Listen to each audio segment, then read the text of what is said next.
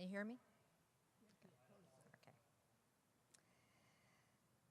Lately, I've been thinking a lot about time, mostly about running out of time. This is probably not unusual at this stage of my life when I'm keenly aware that I have more time behind me than I have ahead of me. This realization has caused me to reflect back on my life's journey and to take stock. And yes, I got caught in probably all three of Henry Nouwen's lies that Will has preached on lately. Asking myself, what have I done with my life?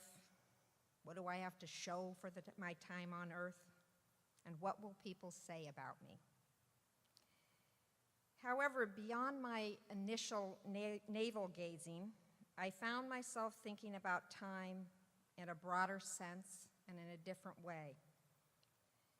We humans are primarily spatial creatures, always on the move, constantly trying to conquer space and claim it as ours. And we like to think we own time as well. We manage time, we budget time, we spend time, we measure time, we record time, we waste time, and sometimes we try to shorten or extend time. But for all of our efforts, it is time that actually consumes us. We are finite. We have a beginning, a middle, and an end in this earthly world. But time is ultimately God's domain, and God's time is timeless. I do think, however, that we occasionally experience a sense of this eternal time, some glimpse into another world beyond our earthly world. And fortunately for us, we are given the gift of memory, so that if we do take notice of these times, we can also recall them when we need to. It's our way of holding on to time. In this passage from John that Michelle read to us this morning is, I believe, one such occasion where the disciples experience eternal time, God's time, and see for one brief moment another world, another way of living, another way of being. But it took me a while to see it myself. My spatially oriented mind was wandering all over the Sea of Galilee, trying to place this story in space, trying to fill in the missing details, to figure out where this story happened and how this story happened. Where did Jesus and the disciples start from? Where did the feeding of the 5,000 take place? To what place were they returning? Did they have to go by boat to get there? How wide is the Sea of Galilee? And by the way, it's 7 or 8 miles. Why are some of the details different in the other Gospels? This story, which is actually 2 sequential and related events, appears in Matthew, Mark, and John. In Luke's Gospel, the feeding of the 5,000 is followed by Jesus asking Peter, "Who do you say I am?"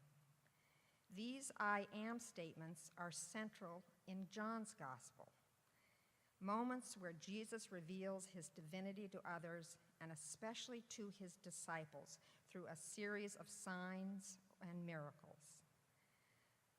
But this is also a time when Jesus is preparing his disciples for the time when he will no longer be physically with them. But the disciples don't seem to always get it. When Jesus miraculously feeds 5,000 people with 5 loaves of bread and 2 fish, the disciples seem to be fixated on the impossible math involved with this dilemma. Or perhaps this huge and very public miracle was just too much for them to take in. Or perhaps this miracle fed their bodily hunger, and once that hunger had been satisfied, they were content. Perhaps they needed something that would actually threaten their mortal lives before they got it. And maybe at this point, Jesus thinks, okay, let's try this again. You go on ahead, I'll catch up with you. I need some time alone. So as it's getting dark, they get in the boat and get out about 3 or 4 miles, which implies they were in the center of the Sea of Galilee, or at least not near the shore. A storm develops, and they are terrified. Actually, John doesn't say they were terrified until they see Jesus walking on the water towards them. And they don't recognize him until he calls out, "It is I.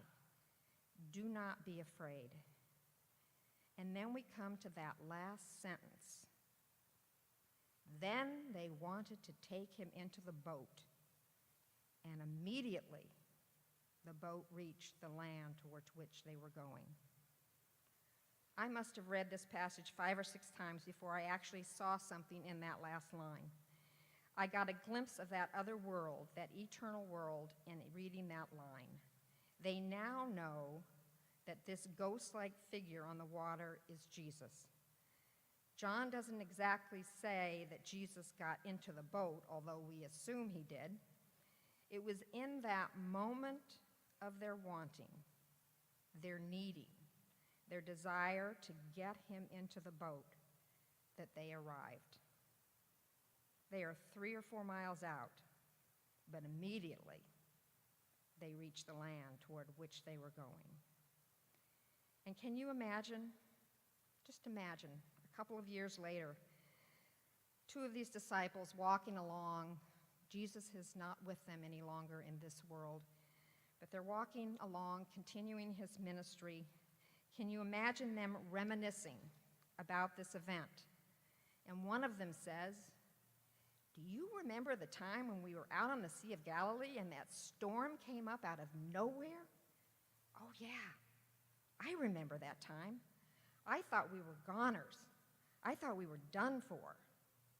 "I know, me too."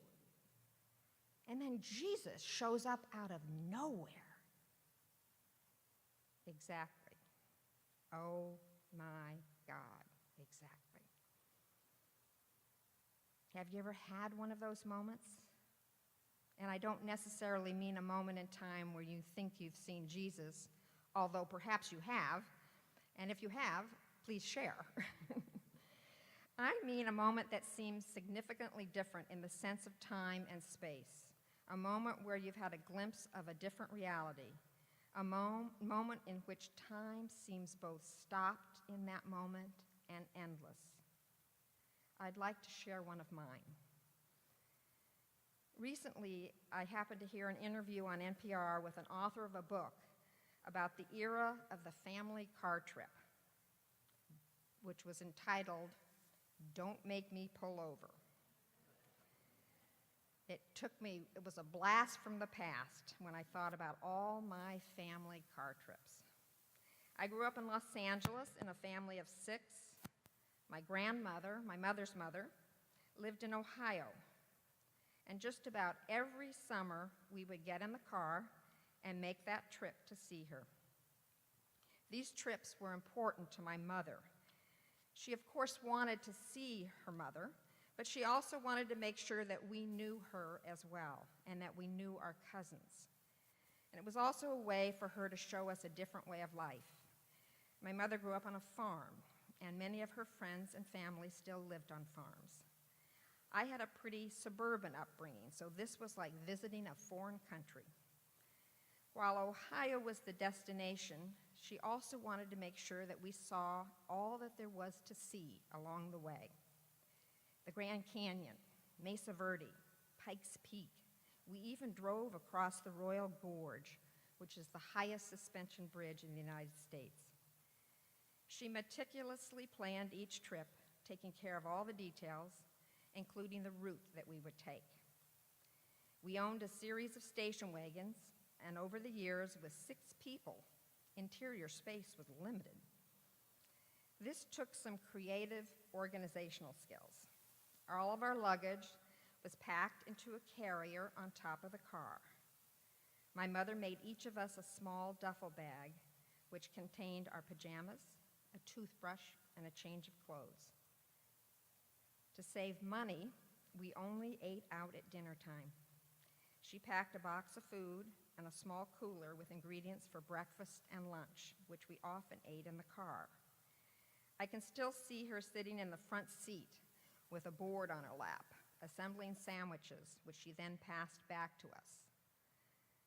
My father's primary jobs were to pack the car with everything that my mother had set out, drive the entire way, and find a motel each evening. Since our car had no air conditioning, we would depart from LA while it was still dark in order to get us across as much of the desert as we could before sunrise. This just added to our sense of adventure, as we were escaping town in the middle of the night. Along the way, between sights, we would sing, tell stories, play games, laugh, argue, eat, and plead with my father to pick the motel with the plastic pink flamingo outside and the swimming pool. I usually had my nose in a book for a good part of the trip, and I can remember my mother calling back to me, "Look out the window, you're missing it." And you know, when I think back on about those car trips, the memories that come up first and most often are not the places we saw, and we saw some spectacular sights, but it's the time we spent in that car. And my sense of that time seems otherworldly. It's as if the car was hurtling through space at a high speed, but the time inside that car was happening at a much slower pace. It felt timeless. It felt complete. That nothing was missing. It wasn't until I read this passage in John and thought about that last line when the disciples in that boat recognized Jesus and realized in that moment that their lives depended upon him and that they needed him to be in that boat with them, that it occurred to me that everybody I loved in the world, that I needed most, and who I depended upon was in that car. That time in that car felt sacred then, and it feels sacred now. Our car was still heading to Ohio, but we had already arrived. Now, I asked you earlier if you had ever experienced a moment in time like that. I believe these moments are available to all of us. In the introduction to her book, An Altar in the World, A Geography of Faith, Barbara Brown Taylor describes how she came to write this book of spiritual practices. She tells of a time when she was asked to speak at church, and when she asked what they wanted her to speak about, the priest told her to come and tell us what is saving your life now. All she had to do was figure out what her life depended on. She goes on to say that there is more to life than what meets the eye, and that we draw close to this more in nature, in love, in art, in grief. She writes, "What is saving my life now is the conviction that there is no spiritual treasure to be found apart from the bodily experiences of human life on earth. My life depends on engaging the most ordinary physical activities with the most exquisite attention I can give them. My life depends on ignoring all touted distinctions between the secular and the sacred, the physical and the spiritual, the body and the soul. What is saving my life now is becoming more fully human, trusting that there is no way to God apart from real life in the real world." Exquisite attention. I looked up the word exquisite, and it doesn't mean what I thought it meant. It means to seek out, to seek out, to seek and see the holy, the timeless in all that we encounter, to arrive. Look out the window so we don't miss it. Amen.